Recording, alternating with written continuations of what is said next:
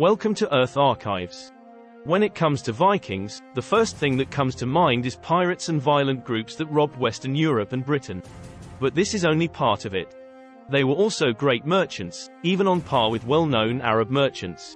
Surprised? Today we'll subvert some of your perceptions. Before the show starts, please subscribe, like, and turn on the little bell. If possible, leave your thoughts. This will help the growth of the show. Without further ado, let's officially start. The Vikings have always had a distinct image of predators in public perception. But according to current research, the Vikings were not just predators. They also engaged in commercial activities in many places. About 30 kilometers west of Stockholm, Sweden, there is a place called Bjorko, with a city called Birka on the island. Birka was one of the trading strongholds of the Vikings. Others, such as Hedeby located in the south of Jutland Peninsula in Denmark, York in the UK, Dublin on the Irish Sea, and Leuhan in France, are also famous urban settlements. After archaeological excavation and investigation, it was confirmed that these places were trading strongholds. Islamic power began to expand rapidly in the 7th century, and after the Abbasid dynasty established its capital in Baghdad in 762, it completed a long-distance trade network. The Vikings played the role of intermediaries in the Islamic trade network and were active in the region centered on northern Europe. They started from the Baltic Sea through the Volga River to the Black Sea, then turned to the Caspian Sea and moved eastward, transporting both furs and slaves. The Vikings sold their goods to markets along the river and were rewarded with spices, silk, weapons, armor, and silver coins imported from the Near East and Central Asia. The above items then flowed to the North Sea and the Baltic Sea. It is generally believed that the Vikings also had commercial contacts with the Samanid dynasty far east of the Abbasid dynasty's borders. As mentioned above, in addition to the Mediterranean, intercultural trade in northern Europe was also quite active throughout the Islamic network. The Vikings played the role of merchants traveling between the North Sea and the Baltic Sea business circles, and their status was thus enhanced. The Normans are sometimes regarded as the Vikings. Although it is not easy to make a clear distinction between the two groups, it is a historical fact that the Normans invaded everywhere.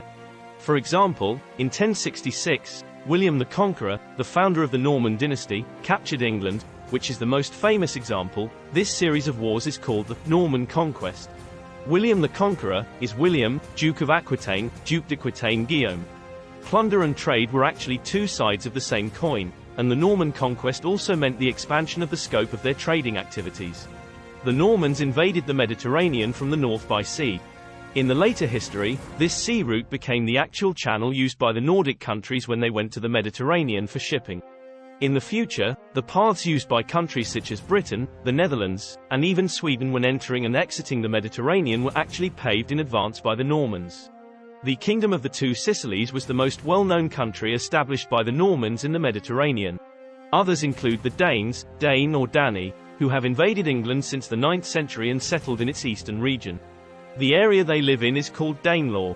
Although the English later unified the British Isles, the Danish-Norwegian King Sven I finally ascended the throne of England in 1013 after a new round of fierce attacks. By the time of Sven I's successor, Cnuti, he successfully expanded the country into the North Sea Empire. However, the good times did not last long, and the empire quickly fell apart after the death of Canute I. The dynasty established by the Danes was quite individualistic in its governance, so the country was largely supported by Canute's personal ability. The rapid collapse of the Behae Empire was due to the lack of a complete legal framework. When we examine the Viking territory carefully, we are struck by its vastness. This range is centered on the North Sea and the Baltic Sea and extends as far as the Mediterranean, Black Sea and Caspian Sea. The ship used by the Vikings is called a Viking longship, which is a shallow and slender ship. The longboats were originally equipped with oars, but as time progressed, they were later replaced by sails. Regarding longships, experts on Baltic trade David Kirby and merger Lisa Hinkinen made the following statement. The Norse, Norman, longship, firmly fixed by nails, is undoubtedly a nightmare that scares countless coastal residents. On the other hand, from the shore where you can see the broad bows of merchant ships, the grace of the ships inspired Icelandic poets. Poets praised longships as full-breasted women, beautiful figures sailing on the canals. In the works of the Skald, the slender and flexible warships could only give way to the huge longships in the saga of the 13th century. Around 1000, during the Battle of Svolder, he was carrying Olaf. the Ormen Lange where Olaf Tryggvason died in the waves, and the ship that served King Haakon IV from 1262 to 63, Håkonsson. The total length of ships such as the Christine, built in Bergen, is more than 25 meters. It is generally believed that the longships commandeered by the kings of Denmark and Norway from 1000 to 1300 averaged 20 to 25 cabins each, with 60 to 100 people on board. Bosun, the cabin is an area in the middle of the ship, with two adjacent sets of ribs and beams tied together to create a compartment. In 1262, King Haakon IV of Norway led at least 120 ships of the above size and began to launch a large-scale war against Scotland. After the 7th century, Europe was affected by the entry of Islamic forces into the Mediterranean, which led to a sharp decline in commercial activities and became an agriculture-centered society. This almost cut off Europeans from engaging in commercial activities with distant places. But just after entering the 11th to 12th centuries, Islamic forces gradually withdrew from the Mediterranean, and the Viking plunder of the North Sea and Baltic Sea came to an end. The waters surrounding Europe finally ushered in an era of peace. Mediterranean commerce was not recovering, but to some extent continuing.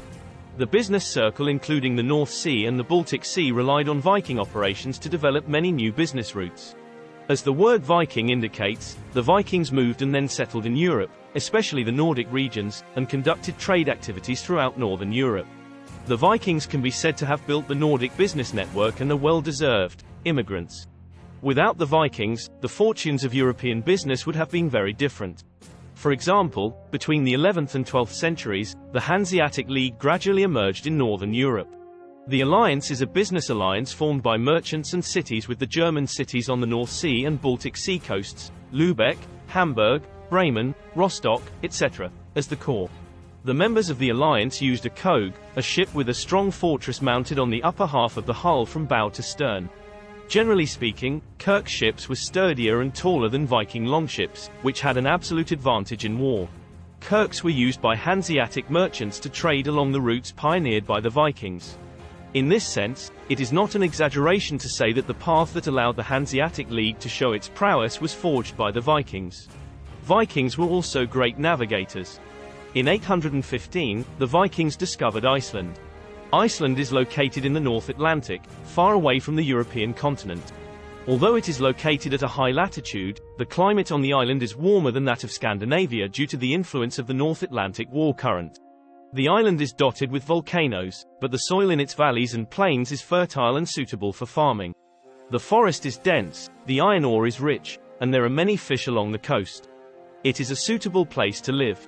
Therefore, over the next 100 years or so, a large number of Vikings settled in Iceland.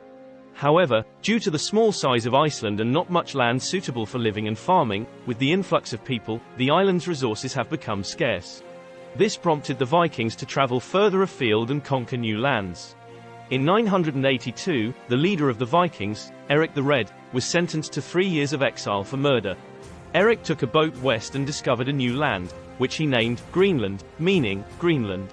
That is, the green place. After Eric returned to Iceland, he praised the magic of this land, and many Vikings decided to settle in this green land.